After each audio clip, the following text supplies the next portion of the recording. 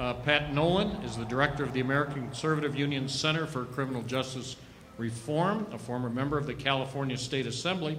Pat himself was the target of a local prosecutor. Sidney Powell, to my immediate left, began her career as the youngest U.S. attorney in the country. In 2014, she published License to Lie, Exposing Corruption in the Department of Justice. Sidney's seen and heard an awful lot in her career, and we look forward to her insights. Lisa Nelson, down here, is the CEO of the American Legislative Exchange Council, ALEC, the largest nonpartisan voluntary membership organization of state legislators in the country, dedicated to the principles of limited government, free markets, and federalism. She's got great perspectives on what's going on in the states on this front, and we look forward to Lisa's comments. Arthur Reiser, on the far end, is the Director of Justice and National Security Policy for the R Street Institute, where he leads the Institute's programs dealing with intelligence, national security, crime, and policing.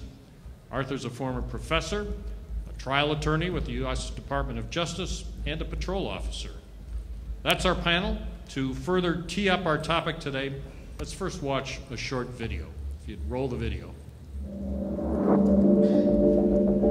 We hope that this decision will send a strong message to the Justice Department to stop this kind of abusive prosecutorial misconduct.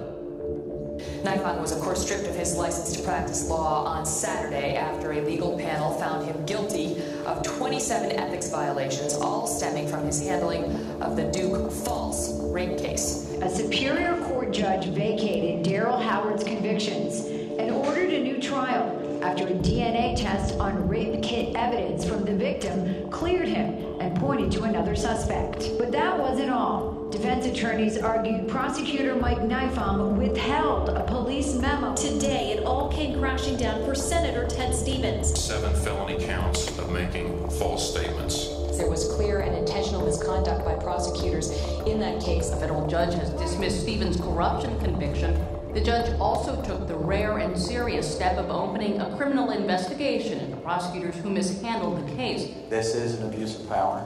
It's a miscarriage of justice. The criminalization of politics undermines our very system.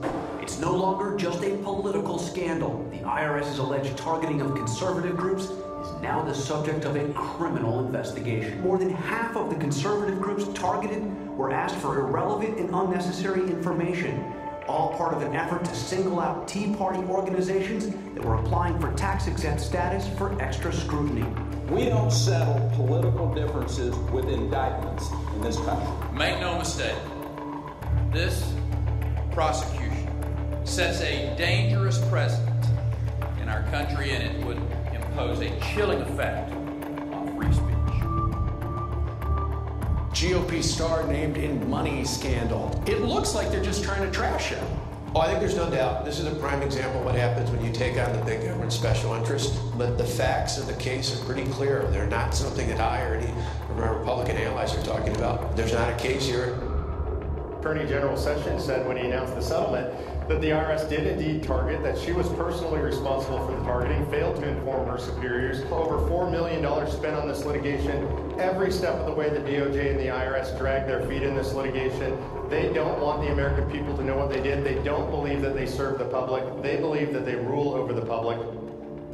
This is the most grotesque abuse. This is the real test of Mueller. Early on, I said I thought he had a record for being honorable. I frankly withdrew that after looking at who he was hiring, how he was operating, what he was doing.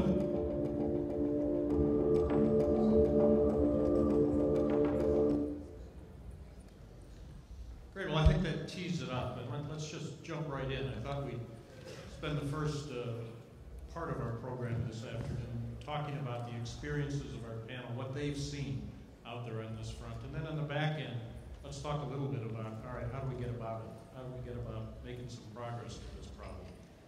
Pat, why don't we start with you, your perspectives on the problem? Yeah, this is, it's really shocking, the misconduct that's occurring. One Court of Appeals judge said it's an epidemic of prosecutor misconduct, and especially in political cases, it's really damaging our leaders, conservative leaders. when they file charges, it paralyzes a leader. Their staff is reluctant to talk to each other, frankly. They don't know, what's being done. In the case of Wisconsin, the prosecutors told them they couldn't talk about the case. They couldn't discuss it publicly. They couldn't tell anybody that they were under investigation. These were the targets. Correct. The people that had worked on Governor Walker's efforts. Right, and they were silenced, essentially, couldn't even speak out and defend themselves. One of the things... With houses raided in the middle of the night. Right, and, SWAT raids are, for people that are dangerous, and yet now they've been weaponized against people that are willing to cooperate with the government, turn things over. Paul Manafort, with guns loaded, they kicked in his door, held a gun to his wife's head while she was there in bed in her negligee. And the stories are legion. And again, these are people that pose no threat to those serving the notice. Manafort had offered to turn over whatever documents the government wanted. But to a politician especially, the damage is done just by filing the charges. Their political life is on the line. Senator Ted Stevens, this hero of World War II who'd flown well over 20 combat missions over Germany, very dangerous, decorated for his heroism, elected to the Senate, and they took him out in the election. And Sidney can talk about the particulars of the misconduct, but it was so bad that the judge ordered an investigation, a special prosecutor of the prosecutors. But think of the political effect it had. By his defeat, by 400 and some votes, Begich got elected to the Senate. That was the vote that Harry Reid needed to become the majority leader and knocked off Mitch McConnell as the Republican leader.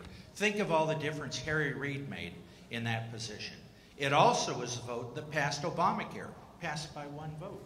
Begich's vote was that. So it had real consequences politically and also destroyed the reputation of this man who devoted his whole life to public service. So it's a serious problem, and I look forward to the end when we can talk about steps we all need to take to deal with it. Great. Lisa? I was just going to jump in. We've been looking at this at ALEC for a number of years. We started our criminal justice reform project back in 2011 and have a full-time person as of 2015. So we've been working on this issue, but there's two ways of looking at this. And from my perspective as a layman thinking about it, there's the unintended consequences of kind of silly laws. And those are the laws that are on the books that, for the cosmetologist or non-cosmetologist, for the mother who just wants to earn some dollars cutting hair and back in her house, and those unintended consequences that she hasn't filled out paperwork and or complied with the laws. But then there's this personal prosecution or persecution of people for political purposes, which is what Pat is talking about. And I think it's important to distinguish between the two and understand that as we transition to talking about solutions for these things, there's going to have to be two approaches. And ALEC is a state-based legislative organization, so we're not as focused on the federal laws. But when I look at the federal laws, and I learned recently there are 5,000 federal laws on the books that have to do with kind of an overreach or the power of government to reach into someone's house, the way Pat described.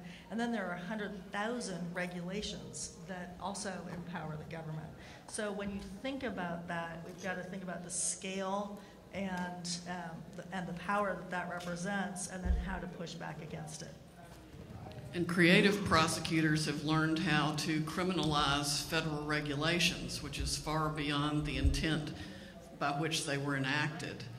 They'll take a conspiracy charge and throw a federal regulation in with it, and the next thing you know, you're looking at 5 years in prison for something that was supposed to be a civil issue that may not even have been intended to apply. I mean, what I've witnessed personally goes back at least 15 years, maybe a little bit longer than that, to the politicization and weaponization of the Department of Justice. You should each have on your seat a card that reflects my book. It's called License to Lie, Exposing Corruption in the Department of Justice. It's all true. It names names. It goes through the other side of the Enron litigation, the Arthur Anderson case, the Merrill Lynch Nigerian barge case, as it was called, and the Ted Stevens case, and how they interrelate. They all tie back to a core group of prosecutors that were actually appointed by Michael Chertoff and Robert Mueller and Larry Thompson in the Bush administration, and with the exception of Matthew Friedrich, who became the prosecutor that indicted Senator Ted Stevens and micromanaged that corrupt prosecution, all of the other prosecutors became leading and very powerful advisors to President Obama. His White House counsel, Catherine Rumler, was one of the lead villains in the book. Andrew Weissman, who is now on Mueller's hit squad, as I call it, is the lead villain in the book. As I've said a few times on radio recently, I literally wrote the book on Andrew Weissman, and this was back in 2014. Another one was Leslie Caldwell, who became head of the criminal division under Loretta Lynch. Another was Lisa Monaco, who became Obama's counterterrorism advisor.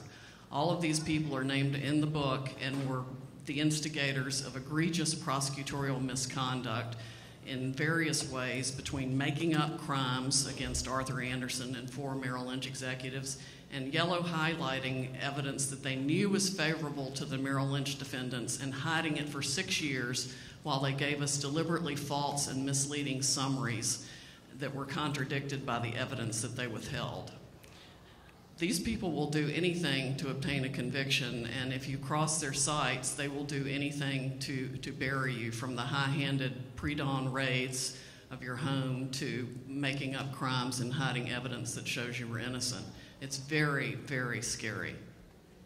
You know, I'll start my comments off by bouncing off something that Pat said about SWAT. I've been in meetings as an AUSA where it was discussed to use SWAT as a tactic because it scares people.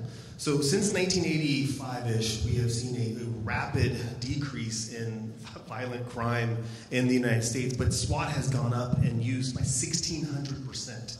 1,600%, and they use SWAT now as a tactic. And I just want to remind people, I promised David I wouldn't talk about Nazis, but that is exactly what Nazis did in Germany, is they kicked in people's doors, all legally, and scared the hell out of them.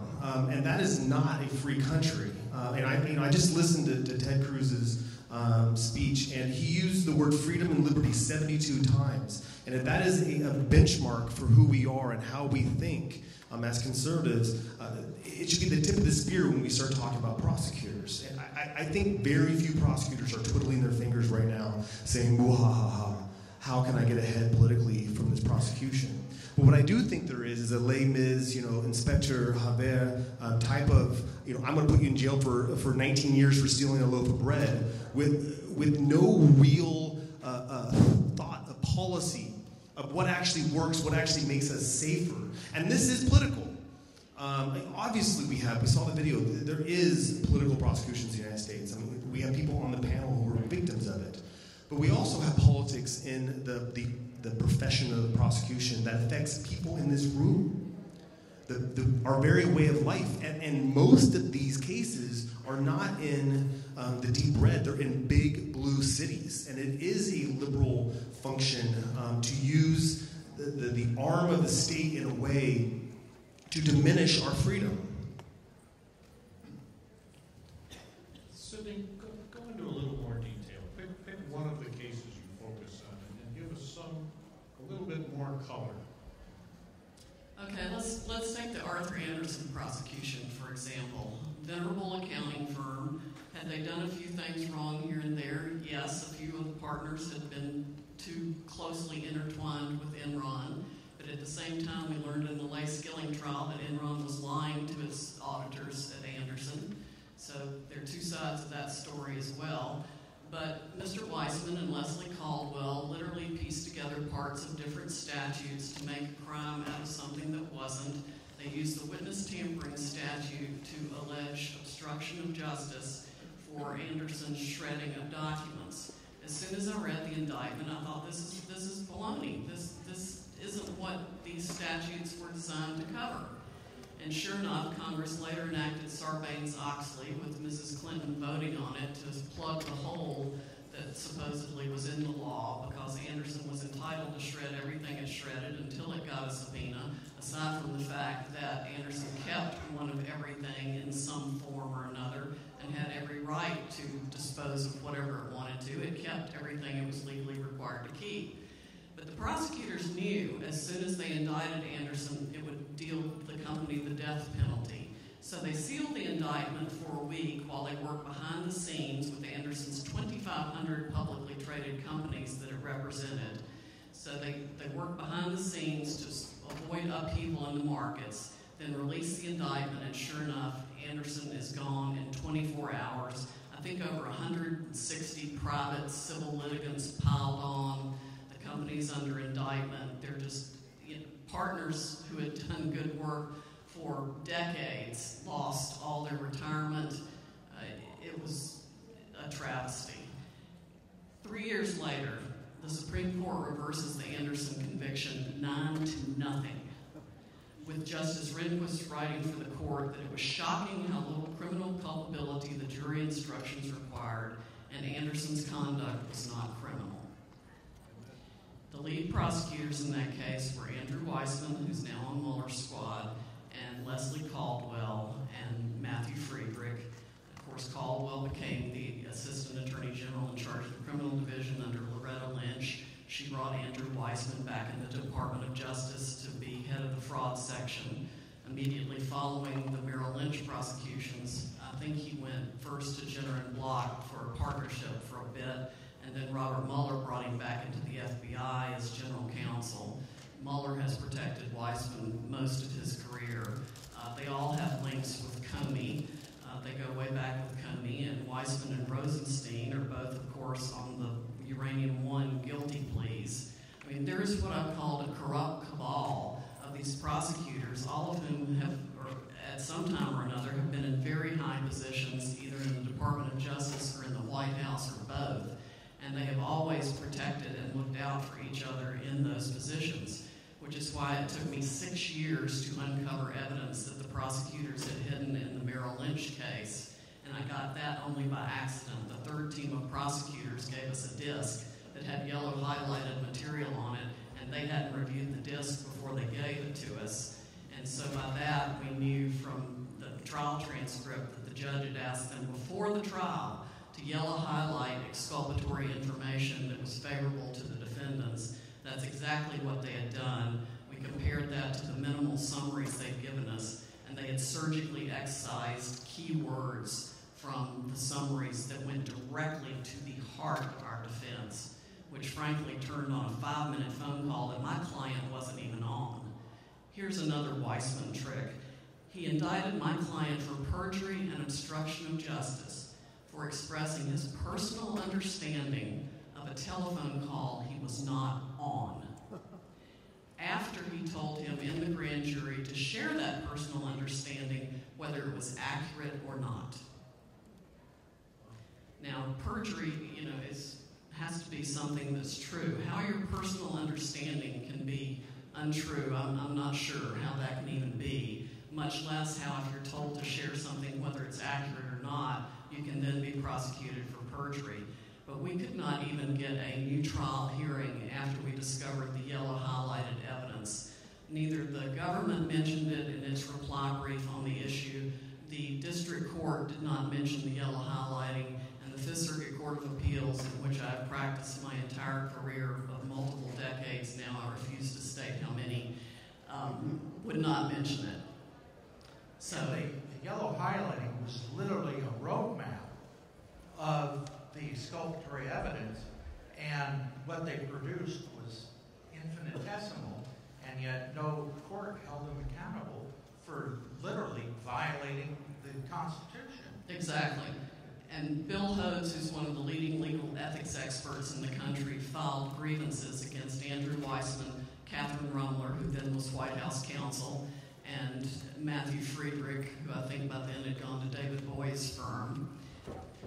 the grievances went nowhere. The Texas bar had the grievance against Friedrich. They literally bounced it and returned it by return mail. They said we didn't even state a grievance. Never mind, it was 50 pages with citations to everything you can think of, and I don't know how many hundreds of pages of exhibits. And Catherine Rumler's kind of turned to dust. Andrew Weissman's was the most interesting. He was defended by the Department of Justice at the time because then he was general counsel for Robert Mueller and the FBI. So DOJ is defending him. The New York bar has the grievance for several months. All of a sudden we get a letter from the Office of Professional Responsibility at the Department of Justice. And they say they've been given the grievance to decide, even though the Department of Justice is defending him. Needless to say, the Department of Justice saw no wrongdoing by Andrew Weissman during the Obama administration. So, he's still practicing law, and that's why he's on Mr. Mueller's task force. Lisa, in order for our democracy to thrive, people have to trust our institutions. How can people of this country trust our institutions? Well, just listening to that story, my mind is racing about all the different things that have kind of come by different positions that I've held, and it's no secret that the left has been trying to intimidate and prosecute ALEC in whatever way they can to try to shut us down.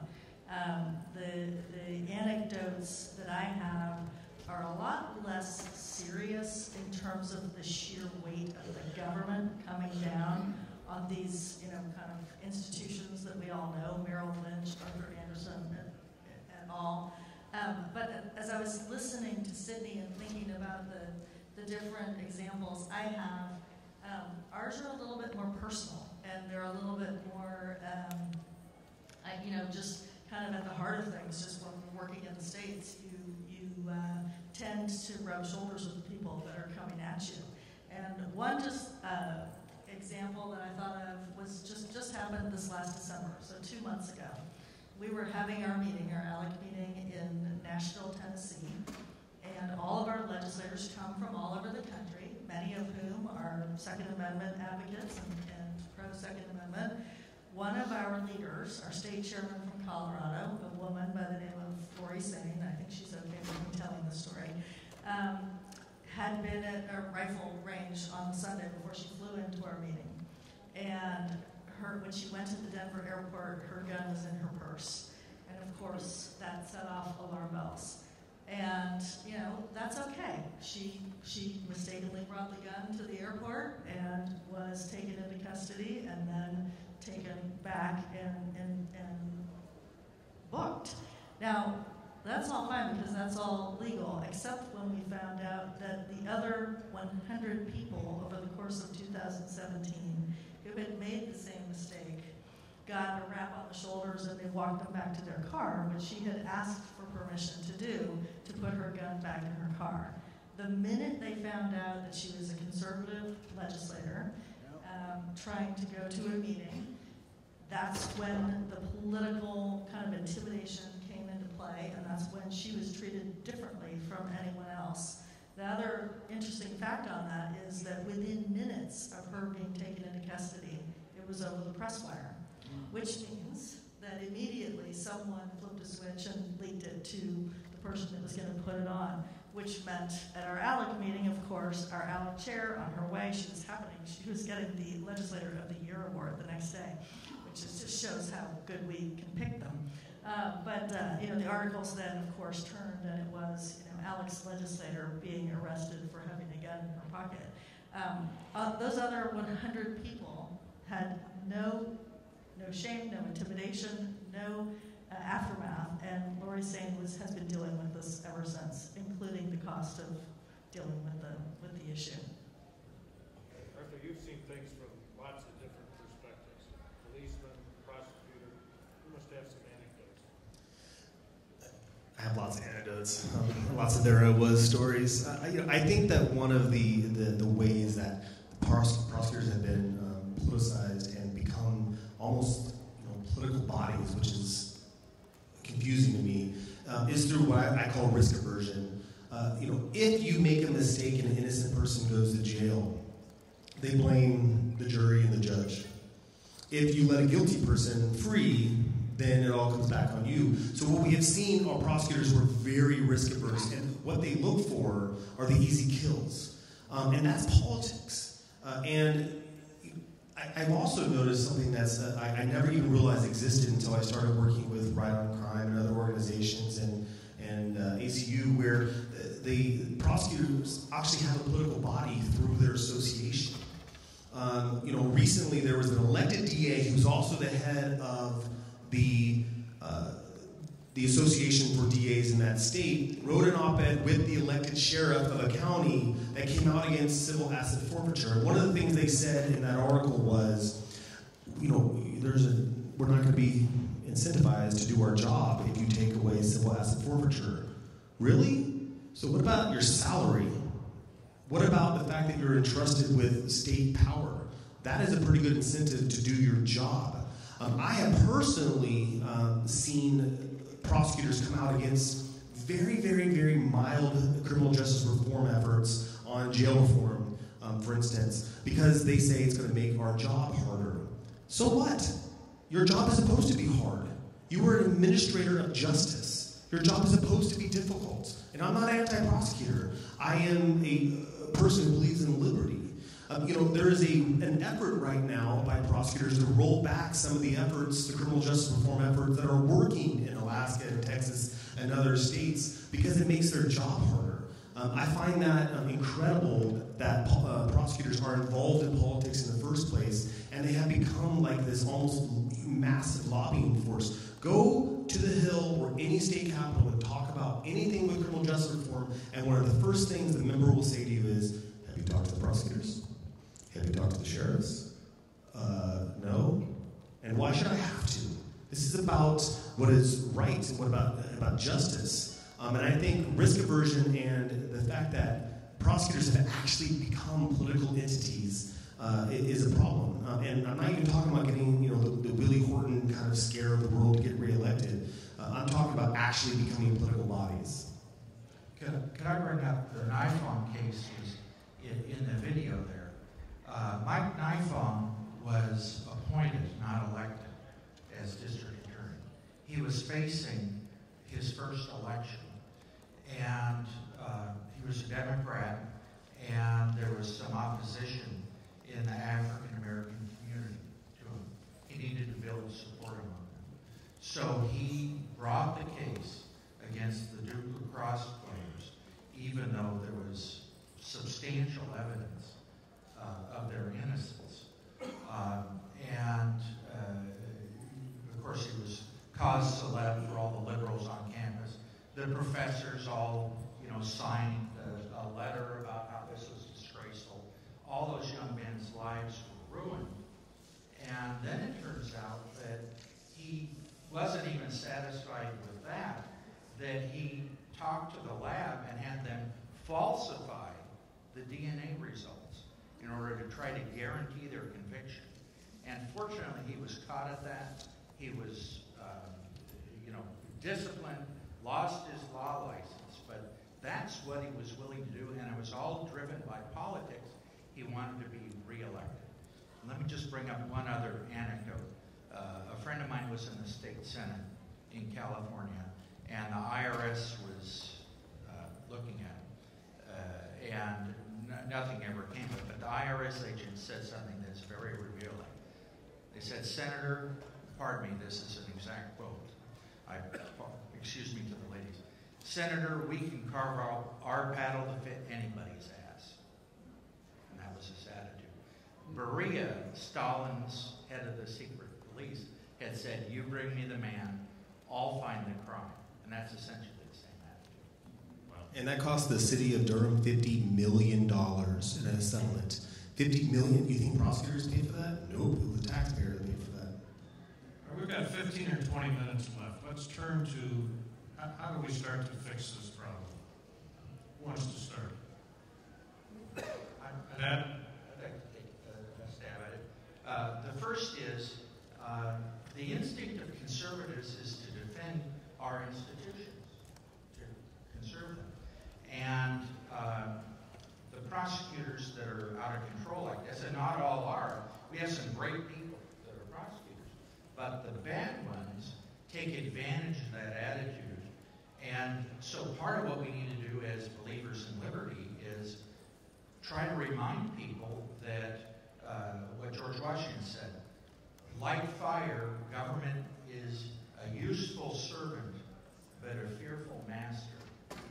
And that we need to be cautious about the authority we give to prosecutors, because they can ruin somebody's life. So first is be aware of that, but also get involved in the races for district attorney and prosecutors. George Soros is now funding an effort across the U.S. putting up candidates to run for district attorney and trying to take over the offices of district attorney and prosecutor. So we need to be, we can't obviously stop them, but we need to be just as involved protecting justice and making sure that prosecutors are after justice, not their own power and authority. And then the last thing is, I think, write letters to the editor. That has an impact. People read them. That's one of the most read parts of the paper.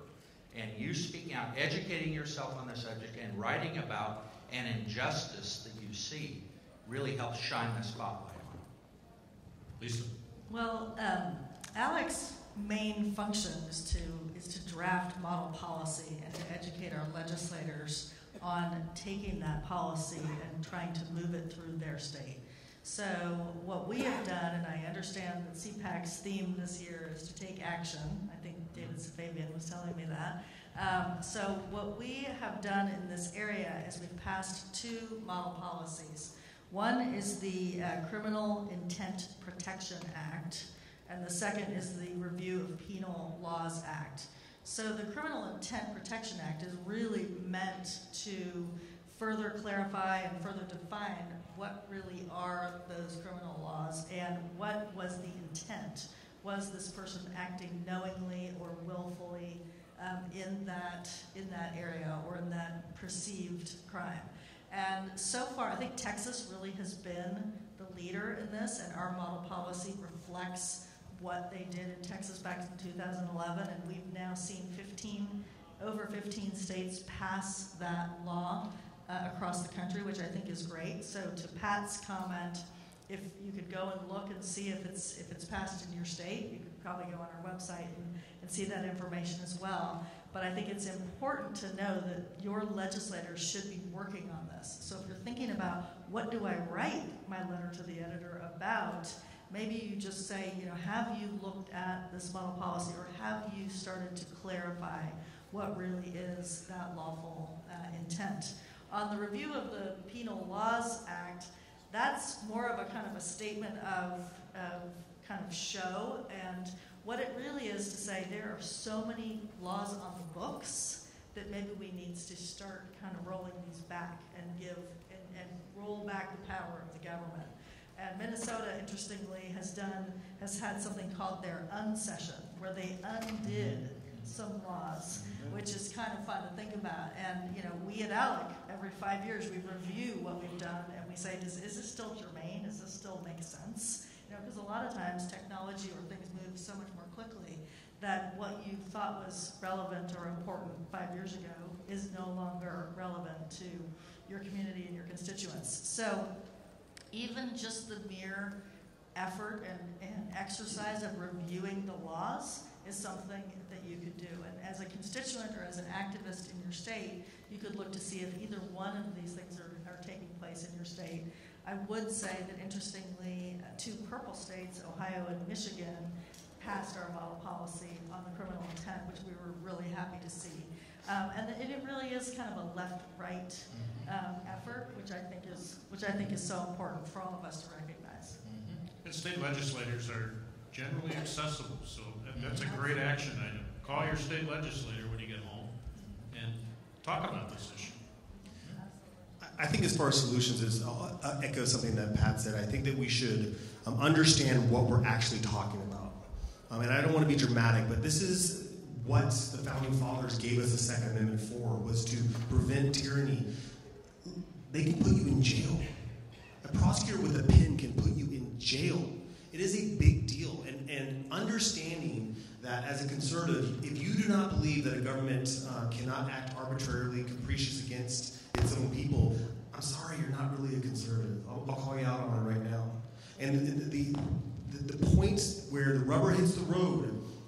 cops and prosecutors. And we have to be, as conservatives, loud and clear that we will not tolerate misconduct. Now, as far as specific reforms, first and foremost, the American Bar Association, if you are a lawyer, run for seats in the American Bar Association. They're dominated by liberals, and the state bar associations as well. And if you look at the model rules, there's 18 rules towards defense attorneys. Guess how many rules there are towards prosecutors? One rule. The bar associations, and the bar associations are the ones that are supposed to be keeping attorneys accountable. If you're a bad attorney and you're a civil attorney, you get disbarred. If you're a bad attorney and you're a prosecutor, if you're in the state, you get sent to juvenile court or something like that, which is a whole other conversation. If you're a DOJ, as Sidney alluded to, you get promoted. I have personally seen 2 attorneys that I think should be fired at the Department of Justice get promoted out. And some other, I think very real solutions is I would expand the definition of vindictive and selective prosecutions to give real teeth. It is the reason you never hear about selective prosecution is because it's almost impossible to prove it. I think we should change that. I think we should change the standards for Brady so there's real teeth involved. If you do not disclose exculpable material, you should be fired. Hello, it's called the Constitution that they violate. In West Virginia, real quick, in West Virginia, they do not have what's called a Giglio list. And I asked an elected DA, which is a form of Brady, you have to disclose if you have bad information on a particular witness. And I asked an elected DA, why don't you have a Giglio list? Every other state has one. And they said, because then we would have to turn it over.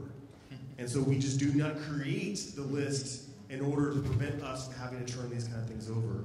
And I think those are some real rubber meets the road types of solutions. Great. Sidney, what do we do about this trench cast of characters here? Well, as a side note, the Texas State Bar will not even let me speak on the issues raised in the book to the Texas Bar, despite my membership for almost 40 years.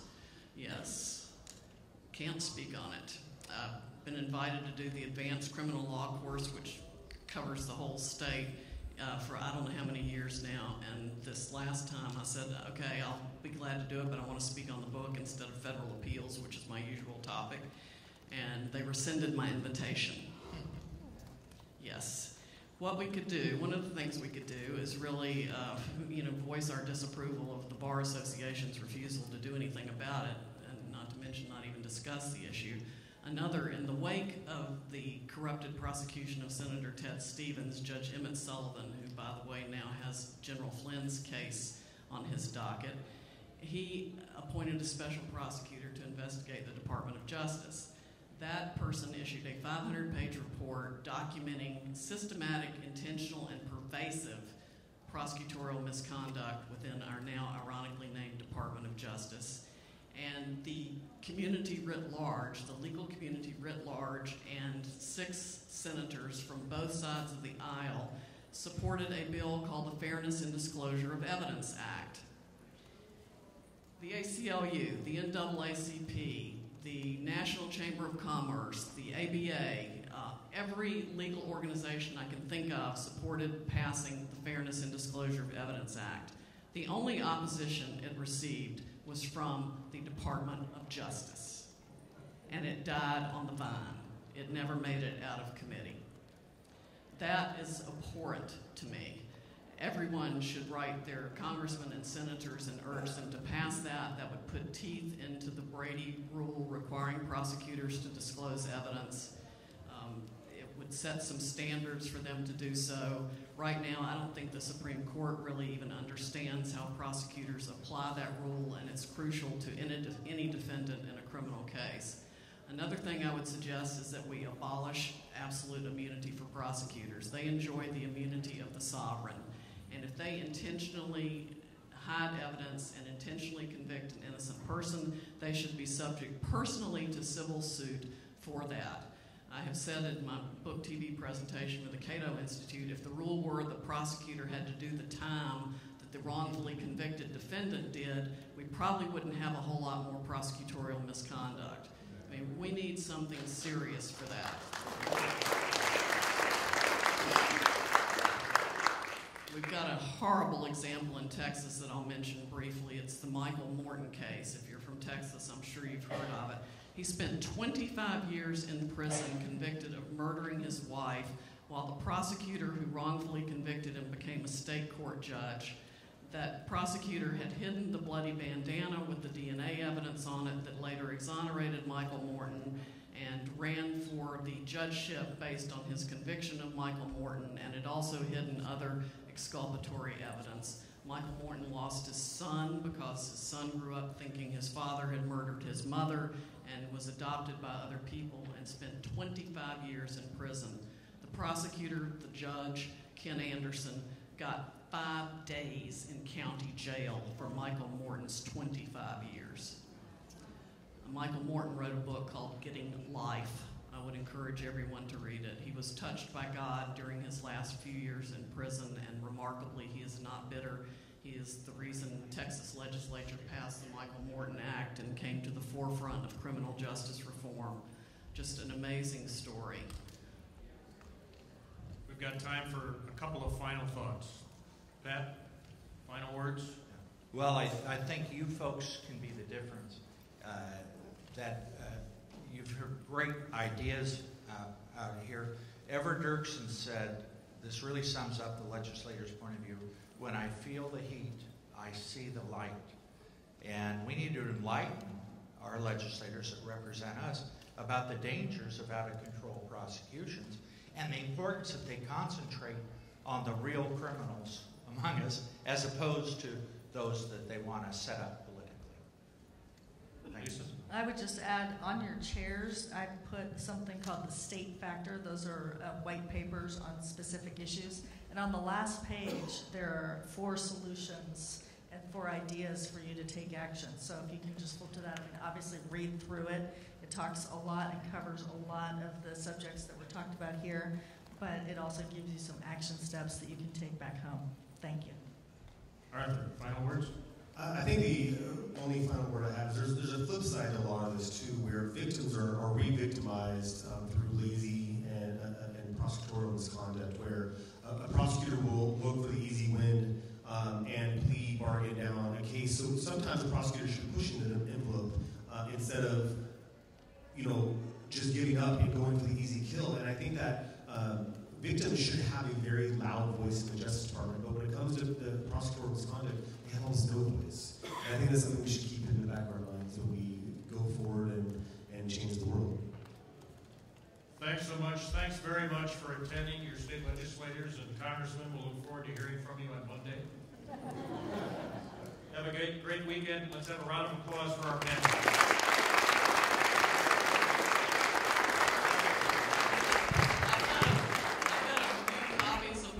Licensed to Lie that I'll be selling and autographing at the Right on Crime booth downstairs after this, and then after that, the Right on Crime reception, which everyone's invited to.